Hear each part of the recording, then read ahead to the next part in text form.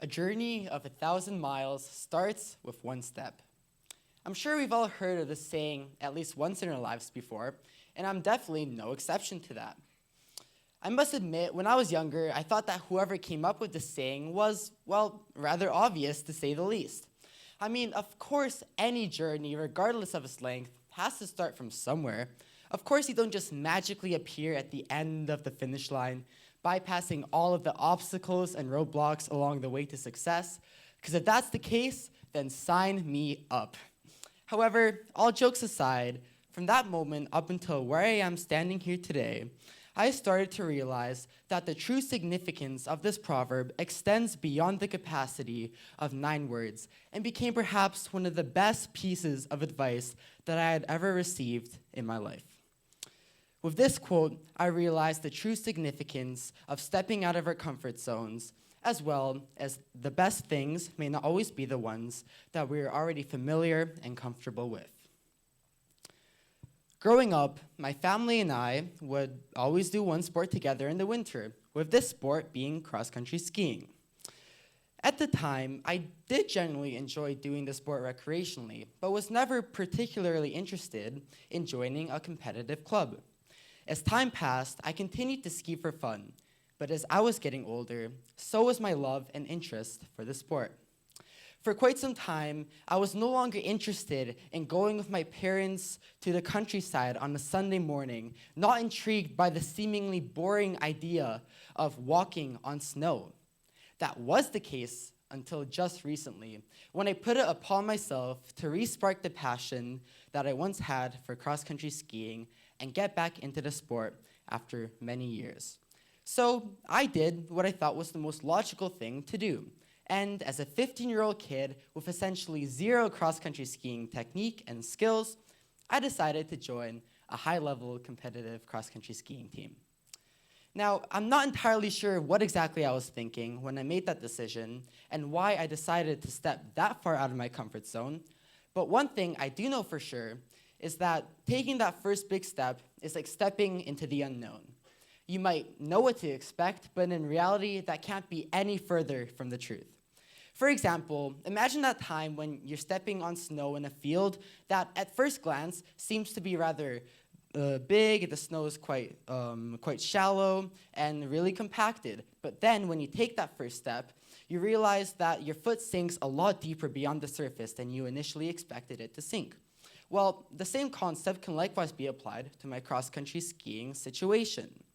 For the longest time, I realized that I was missing out on so many cool and interesting things about the sport that I never knew about. For instance, when I was younger, if you asked me if there were different styles of cross-country skiing, I would not know at all. But now I know that there's skating, that there's also classic, and that you have different skis for each type of skiing, and that there are a multitude of opportunities and races that you can become involved in cross-country skiing with, and that many of these races aren't simply done on any plain, flat field, but rather in breathtaking provincial parks that have winding, rolling hills and trails that go through many, many trees at once. And what I realized was that if I had not taken that first step, to this day, I would still be unaware of all of these really cool, interesting things that redefined my perception of cross-country skiing. And I would not have the love I have for it right now. So I think it's safe to say that at first I thought I had made the right choice by joining the cross-country skiing club. Surprisingly enough, the first few training sessions weren't actually that bad. I met many new amazing people, learned some great technique, but most importantly, regained a sense of confidence. Confidence that made me feel so good inside, but the same confidence that fueled my second big mistake. Setting my expectations too high when initially taking that first step into the unknown. That is, after a total of only 2 training sessions, I decided to participate in my first ever high-level competitive ski race, the Alberta Cup. If I'm being completely honest, I expected to do quite well. I mean, I have a strong running background, I generally consider myself to be rather athletic, and as they always say, how hard could it possibly be? So with this in mind, the day of the race came around, and I raced, and I gave it my all, and I went as fast as I possibly could, and I got a few places ahead of last. Now, this was a devastating result for me, and I was in utter awe of the better agility, strength, and just overall performance displayed by all of the other athletes that day. I truly thought that I was just not better than everyone, which is when I was tempted to use this proverb as an excuse for my lackluster performance. I kept trying to console myself by saying how this was only my first step, and that everyone else was so many steps ahead of me, and that this idea sugarcoated the harsh reality that everyone was just better than me, I guess you could say. However, after having hit this mental slump and this mental barrier straight on, I started to realize that I could use this proverb as a motivation that fueled my desire to put in the work and effort to meet those people that have taken those steps.